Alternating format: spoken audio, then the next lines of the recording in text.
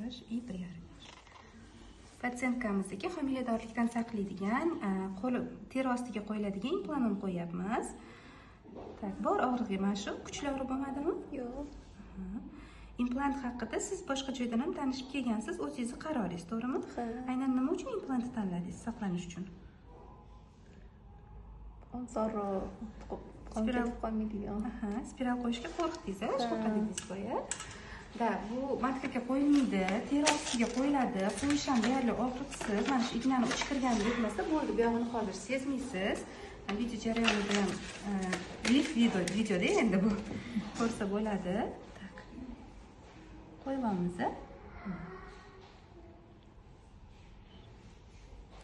Kichkina tayoqcha ko'rinishida, tarkibida progesteron gormoni, ya'ni homiladorlik gormoni bo'ladi. Organizmda soxta homiladorlik mexanizmini uyg'otadi. Shuning hisobiga odam homiladorlik payti qayta homilador bo'lib qolmaydi-ku.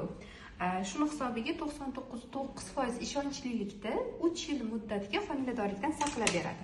To'g'ri qo'yilsa, srok o'tmagan implant bo'lsa, deyarli 100%. Endi 100% deyishga Allohdan qo'rqamiz. Hech qanaqa usul Alloh deyishdan ustun emas. Yaxshi, ishonchliligi yuqori usul hisoblanadi. Sezmasizmi bu implantni teri ostida? Og'rimadimi? Yo'q, Молодец.